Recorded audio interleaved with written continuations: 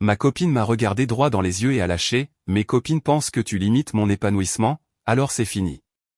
Je l'ai fixé pendant peut-être 3 secondes avant de répondre, cool, alors va les rejoindre. Le silence qui a suivi était si lourd qu'on aurait pu le couper au couteau, parce que tout son groupe d'amis était assis juste là, à la table d'à côté, observant la scène comme s'il s'agissait de la finale d'une émission de télé-réalité qu'elles attendaient depuis des mois. La façon dont leurs visages sont passés d'une assurance suffisante à un choc total m'a tout dit sur qui dirigeait réellement notre relation depuis 6 mois. Je suis analyste en cybersécurité, ce qui signifie que je passe mes journées à examiner des schémas, à identifier des menaces et à résoudre des problèmes avec logique plutôt qu'avec émotion, et c'est exactement ce qui m'a valu l'étiquette des émotionnellement indisponibles par des gens qui n'ont jamais pris la peine de me connaître. Je suis le genre de gars qui arrive à l'heure, se souvient des dates importantes, demande comment s'est passée ta journée et écoute vraiment la réponse, mais apparemment, ce n'est pas suffisant quand on est mesuré à l'aune d'une liste de contrôles établie par une animatrice de podcast sur ce qu'un petit ami devrait être. Manon et moi nous sommes rencontrés il y a 2 ans dans un café du 11e arrondissement où elle lisait un livre sur le minimalisme et où je travaillais sur un audit de sécurité pour un client. Nous avons commencé à parler de la façon dont la plupart des gens se compliquent la vie alors que des solutions simples fonctionnent mieux.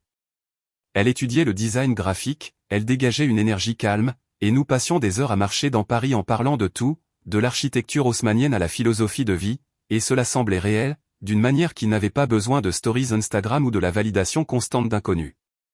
Notre première année ensemble a été sincèrement bonne parce que nous communiquions comme des adultes, nous avions nos propres vies mais prenions du temps l'un pour l'autre, et quand des problèmes survenaient, nous en parlions au lieu de laisser la situation pourrir.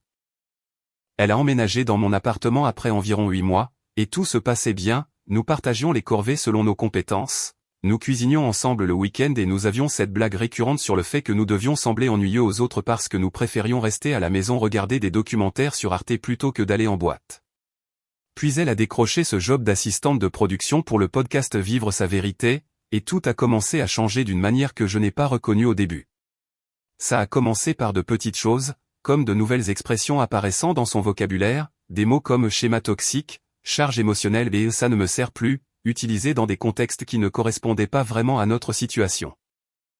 Je me souviens de la première fois où elle est rentrée à la maison et m'a dit que nous devions avoir une conversation sur les limites, j'ai dit, d'accord, qu'est-ce qui ne va pas, et elle a sorti son téléphone pour lire des notes qu'elle avait prises lors d'un enregistrement sur les drapeaux rouges, les fameux red flags. J'ai écouté tout ça et je lui ai demandé lesquels de ces signaux elle avait réellement vus dans notre relation, elle est devenue silencieuse et a dit qu'elle essayait juste d'être proactive. Avec le recul, cela aurait dû être mon premier véritable avertissement, mais je me suis dit qu'elle était juste excitée par son travail et qu'elle essayait d'appliquer ce qu'elle apprenait. Le podcast lui-même était dirigé par une femme nommée Sandrine, qui avait construit toute une marque autour de l'aide aux femmes pour identifier la manipulation et s'affirmer, ce qui semble génial sur le papier jusqu'à ce qu'on réalise que la formule de l'émission consistait essentiellement à prendre des frictions relationnelles normales et à les reconditionner en abus. Chaque épisode suivait le même schéma, elle lisait des témoignages anonymes, les analysait sous l'angle le plus impitoyable possible, puis célébrait les femmes qui quittaient leur partenaire pour des choses comme ils voulaient discuter du budget avant d'acheter une nouvelle voiture ou il m'a demandé de lui envoyer un message quand je rentrais bien chez moi. Leur public adorait ça parce que l'émission leur donnait un sentiment de puissance en voyant des red flags partout, et la section des commentaires était toujours remplie de gens partageant leurs propres histoires sur la façon dont ils avaient finalement quitté leurs copains qui avaient commis des crimes comme être fatigués après le travail ou avoir un avis sur le dîner. Manon a commencé à m'inviter aux enregistrements en public qui avaient lieu 2 fois par mois dans une salle branchée du Marais, et j'y allais parce que je voulais soutenir sa carrière, même si toute l'ambiance me mettait mal à l'aise. La première fois que je suis venu, toute l'équipe de production m'a regardé comme s'ils étudiaient un spécimen de laboratoire, et pendant la pause, Sandrine est venue se présenter et m'a immédiatement demandé ce que je faisais comme travail. Je lui ai dit la cybersécurité, elle a eu ce petit sourire et a dit, oh, donc tu es analytique, ça doit être un défi pour Manon, comme si être bon dans mon travail était un défaut de personnalité. J'ai juste hoché la tête et dit, on fait en sorte que ça marche, elle a tapoté mon bras et s'est éloignée. Manon m'a dit plus tard que Sandrine pensait que je semblais sur la défensive, ce qui était apparemment le code pour émotionnellement indisponible. Après cet enregistrement, nous marchions vers la voiture et Manon a dit, elle pense que tu es émotionnellement fermé, je lui ai demandé ce qu'elle en pensait et elle a hésité juste assez longtemps pour que je sache qu'elle avait discuté de moi avec elle. Elle a fini par dire non, elle ne le pensait pas, mais elle pouvait voir d'où elle venait parce que je n'exprimais pas toujours mes sentiments de manière évidente, Et je lui ai rappelé que j'avais littéralement passé 4 heures la semaine précédente à l'aider à refaire son portfolio et à l'écouter stresser à propos d'un client difficile, mais apparemment, cela ne comptait pas comme de la disponibilité émotionnelle dans leur cadre de référence. La dynamique a commencé à changer rapidement après cela, car soudain, chaque interaction normale que nous avions été filtrée à travers cette lentille, est-ce un red flag ou un comportement sain? Je suggérais de rester à la maison le vendredi parce que j'avais un correctif de sécurité à déployer tôt le matin et elle m'accusait de l'isoler de ses amis. Je demandais si elle voulait parler de la raison pour laquelle elle semblait stressée et elle disait que j'exigeais du travail émotionnel. J'ai planifié un week-end à Annecy parce que nous aimions tous les deux la randonnée et elle a demandé si j'essayais de contrôler notre emploi du temps. Rien de ce que je faisais n'était plus jamais juste une chose normale, tout était la preuve d'un schéma plus profond qui devait être examiné et discuté avec ses amis qui n'avaient même jamais eu une vraie conversation avec moi. La partie vraiment folle a été de la voir adopter leur style de conversation, comme si elle rentrait à la maison et utilisait ces phrases de thérapie parfaitement construites qui ne ressemblaient en rien à sa façon de parler habituelle. Elle disait des choses comme « Je remarque un schéma où tu centres ton propre confort sur mes besoins quand je demandais si on pouvait baisser la télé parce que j'étais en appel pro, et je la fixais juste en me demandant où était passée ma copine et qui était cette personne lisant un script. » J'ai essayé de lui en parler plusieurs fois, demandant si elle avait l'impression de se perdre un peu dans ce nouveau travail, et elle se mettait immédiatement sur la défensive en disant que j'étais menacé par sa croissance personnelle, comme si elle avait été une personne incomplète avant et que c'était seulement maintenant qu'elle devenait son vrai moi en analysant notre relation jusqu'à la mort avec des gens qui avaient décidé que j'étais le méchant avant même de me rencontrer. L'équipe de production a commencé à apparaître davantage dans nos vies aussi, nous étions dans un bar et soudain Sandrine et 2 autres femmes du podcast apparaissaient, Manon s'illuminait et je devenais invisible.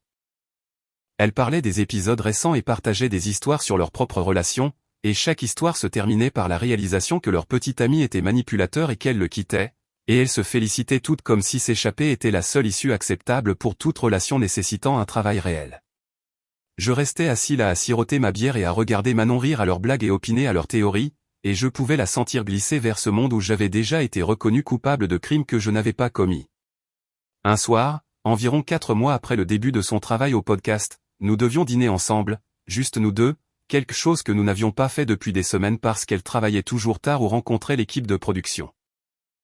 J'avais réservé dans ce petit resto italien qu'elle adorait et je suis rentré tôt pour me changer, et quand elle est entrée, elle a immédiatement dit « Sandrine et l'équipe veulent aller prendre un verre ce soir, ça te dérange si on remet ça ?» Je l'ai juste regardé et j'ai dit « On a prévu ça depuis 2 semaines », et elle a pris cette expression comme si je lui avais demandé de choisir entre moi et ses amis, elle a dit « Tu vois, c'est ce qu'elles veulent dire, tu me fais culpabiliser d'avoir une vie sociale. »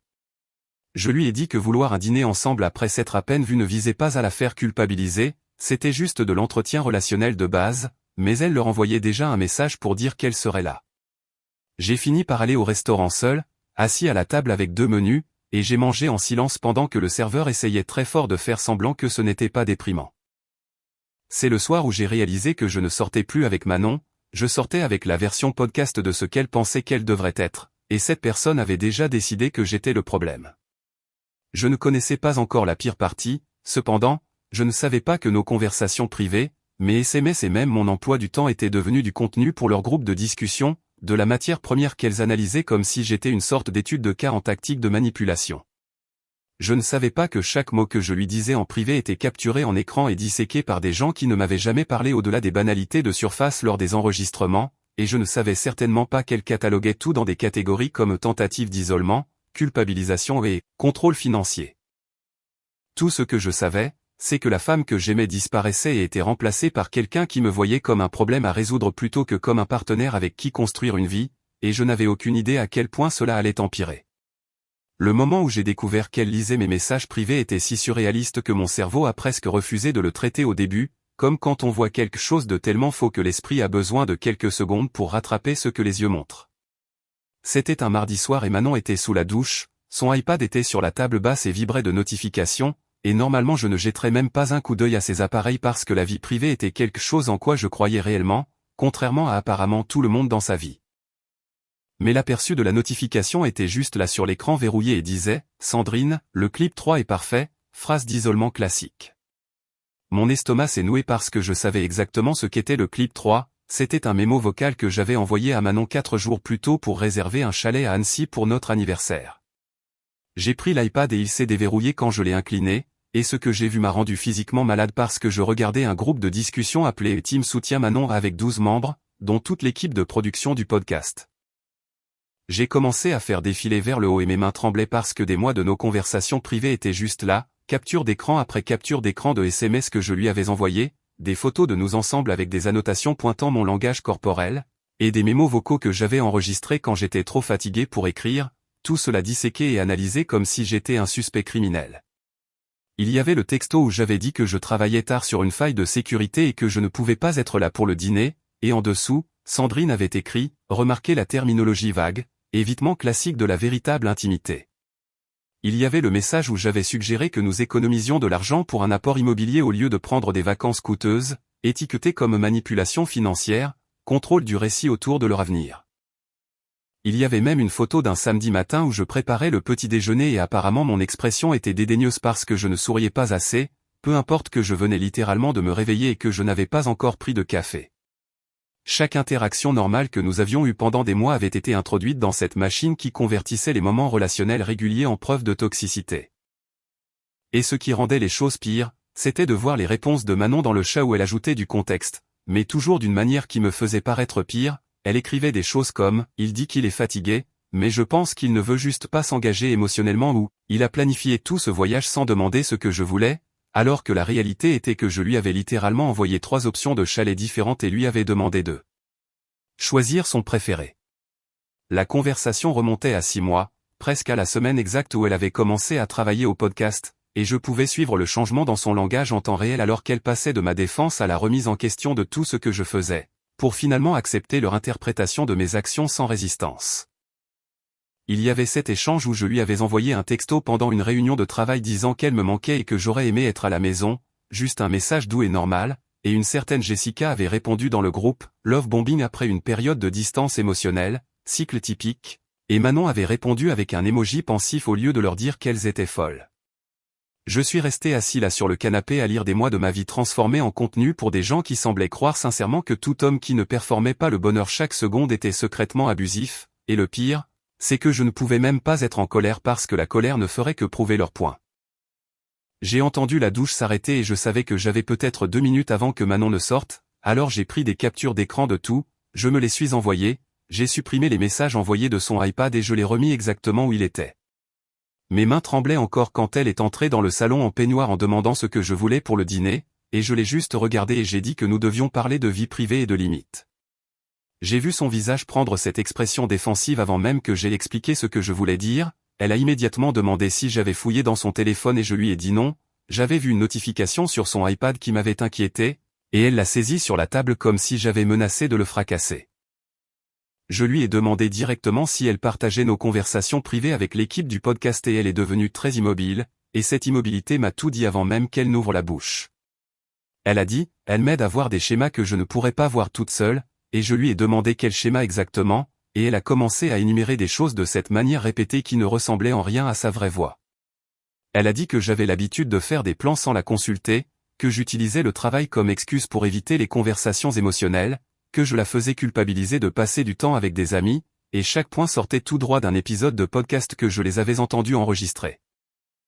Je lui ai demandé des exemples précis avec des dates et des contextes, et elle ne pouvait m'en donner aucun, elle continuait juste à parler dans ses généralisations vagues sur les schémas et les red flags et les choses qui semblaient manipulatrices même si elle ne pouvait pas expliquer pourquoi. Je lui ai dit que partager mes SMS et mes mémos vocaux avec une douzaine d'inconnus sans mon consentement était une véritable violation de la vie privée, pas juste un sentiment mais une chose réelle qui s'était réellement produite, et elle a dit, Sandrine dit que ta formulation est manipulatrice. Comme si c'était une réponse. Je l'ai juste fixé parce qu'à ce moment-là, j'ai réalisé que je ne parlais plus à ma copine, je parlais à un comité. Chaque mot que je disais allait être rapporté et analysé et utilisé comme preuve dans un procès pour lequel je ne savais même pas que j'étais accusé. Elle a continué, m'a dit que le groupe de discussion était un espace sûr pour qu'elle traite ses sentiments, que je ne pouvais pas comprendre parce que je n'avais jamais été manipulé mentalement comme elle l'avait été dans ses relations passées. Je voulais souligner que j'avais été là pour chaque histoire concernant son ex difficile et que je n'avais jamais partagé ces moments privés avec qui que ce soit, mais ça ne servait à rien parce qu'elle avait déjà décidé que mon attente d'une vie privée de base était juste une autre forme de contrôle, un autre red flag, une autre raison pour laquelle elles avaient raison à mon sujet depuis le début. Je lui ai demandé si elle comprenait que tout ce que je lui disais en toute confiance, chaque moment vulnérable, chaque pensée privée était maintenant un divertissement pour des gens qui ne me connaissaient pas et avaient déjà décidé que j'étais le méchant, et elle a dit, ce ne sont pas des inconnus, ce sont mon système de soutien. Je lui ai dit qu'un système de soutien ne nécessite pas de capture d'écran et d'analyse forensique des messages textes, cela nécessite une conversation réelle et de la confiance. Elle m'a regardé avec cette expression qui était pure rhétorique de podcast et a dit, tu es juste contrarié parce que tu ne peux plus contrôler le récit. La conversation a tourné en rond pendant encore 20 minutes, elle parlant avec des phrases empruntées et moi essayant d'expliquer que la vie privée n'est pas du contrôle, jusqu'à ce que finalement j'arrête de parler parce que j'ai réalisé que rien de ce que je disais n'aurait d'importance. Elle avait mariné dans cet environnement où chaque homme était suspect et chaque limite était une oppression depuis si longtemps qu'elle ne pouvait pas voir à quel point il était complètement fou de traiter son partenaire comme un sujet de recherche. Je suis allé me coucher ce soir-là dans la chambre d'amis parce que je ne supportais pas d'être près d'elle, et je suis resté là dans le noir à penser à la façon dont chaque mot que j'avais dit ce soir-là était probablement déjà tapé dans ce groupe de discussion avec des commentaires sur mon comportement défensif et mon incapacité à assumer mes responsabilités. J'ai pensé à toutes les fois où je l'avais réconfortée quand elle était stressée, à toutes les petites choses que je faisais pour lui rendre la vie plus facile, à toutes les façons dont j'avais été présent de manière cohérente et fiable, et comment rien de tout cela ne comptait parce que ce n'était pas assez performatif pour un public qui avait besoin que je sois un méchant. Le lendemain matin, elle était partie avant mon réveil, et vers midi, j'ai reçu un SMS qui disait juste « Il faut qu'on parle ». 19h. Café des Anges, et je savais exactement ce qui allait arriver parce qu'on ne programme pas une conversation de rupture dans un lieu public à moins de vouloir des témoins ou d'avoir peur de la réaction de l'autre personne. J'ai répondu au d'accord et j'ai passé le reste de la journée à travailler depuis la maison, finissant un audit de sécurité et m'assurant que ma vie professionnelle était solide parce que je savais que ma vie personnelle était sur le point d'imploser et je voulais au moins un domaine de stabilité. Je n'étais plus en colère, je n'étais même pas vraiment blessé, j'étais juste épuisé par des mois à être traité comme un suspect dans ma propre relation, et honnêtement, une partie de moi était soulagée que ce soit enfin fini. Je suis arrivé au Café des Anges à 18h55 parce qu'être en retard serait évidemment un autre red flag, et Manon était déjà là à une table d'angle avec 3 de ses amis du podcast assises au bar faisant semblant de ne pas regarder, et j'ai réalisé que ce n'allait pas du tout être une conversation, ça allait être une performance avec un public prêt à valider tout ce qu'elle disait. Je me suis assis en face de Manon à cette table d'angle et j'ai immédiatement remarqué qu'elle avait des fiches cartonnées devant elle, de vraies fiches physiques comme si elle allait faire une présentation, et c'est là que j'ai su que ce n'était pas une vraie conversation. Elle a commencé à parler avant même que je commande un verre, utilisant cette même voix de langage thérapeutique qui avait remplacé sa vraie personnalité, me disant qu'elle avait beaucoup réfléchi et réalisé que notre relation était devenue malsaine pour sa croissance. J'ai juste écouté et je l'ai regardé jeter un coup d'œil aux cartes toutes les quelques secondes, et quand elle a fait une pause, je lui ai demandé de me donner un exemple précis de quelque chose de malsain que j'avais fait, juste un moment concret avec un contexte, et elle a bafouillé dans ses cartes en ayant l'air de plus en plus frustrée. Elle a dit que les choses semblaient fausses et que la dynamique était déséquilibrée et qu'elle marchait sur des œufs, mais quand j'ai demandé quand spécifiquement elle avait ressenti cela, elle ne pouvait pas répondre, elle revenait sans cesse aux sentiments et aux schémas et aux choses que Sandrine l'avait aidé à identifier. Je pouvais voir ses amis au bar se pencher et essayer d'entendre, et j'ai réalisé qu'elles avaient probablement aidé à écrire ces fiches, probablement passé des heures à rédiger ce script pour qu'elles le suivent. Elle a fini par dire ce qu'elle avait probablement prévu de dire depuis le début, la phrase sur ses amis pensant que je la limitais, et j'ai senti ce calme étrange m'envahir parce qu'enfin nous arrivions à la vérité. Je lui ai demandé si l'opinion de ses amis comptait plus que sa propre expérience de notre relation, et elle a dit qu'elle pouvait voir des choses qu'elle ne voyait pas, et c'est là que j'ai su qu'il n'y avait plus de relation à sauver. Je lui ai dit, cool, alors va les rejoindre. Et l'expression sur son visage était un choc pur, comme si elle s'était attendue à ce que je supplie ou argumente ou lui donne la scène dramatique qu'elles avaient probablement prédit que je ferais. Ses amis au bar étaient devenus complètement silencieuses et je pouvais sentir qu'elle me fixait, et Manon est restée assise là, ouvrant et fermant la bouche, essayant de comprendre quoi dire maintenant que son script n'avait pas prévu que je sois simplement d'accord. J'ai sorti mon portefeuille, j'ai posé 40 € pour les boissons qu'aucun de nous n'avait touchées, et je lui ai dit que j'espérais qu'elle trouverait ce qu'elle cherchait. Puis je me suis levé, je suis passé devant ses amis sans même les regarder et j'ai quitté le bar en me sentant plus léger que je ne l'avais été depuis des mois parce que la performance était enfin terminée. Les jours suivants ont été mécaniques et efficaces parce que c'est comme ça que je gère les problèmes, je fais un plan et je l'exécute. J'ai emballé toutes ces affaires de mon appartement, chaque vêtement, chaque livre et chaque objet aléatoire qu'elle avait laissé éparpillé pendant 2 ans, j'ai tout mis soigneusement dans des cartons et je les ai laissés dans le hall de l'immeuble avec un texto lui disant quand elle pourrait les récupérer. J'ai bloqué son numéro, je l'ai bloqué sur tous les réseaux sociaux, j'ai bloqué ses amis, j'ai bloqué toute personne associée à ce podcast, et j'ai fait tout cela sans colère ni drame parce que j'avais juste fini de leur donner du contenu à analyser.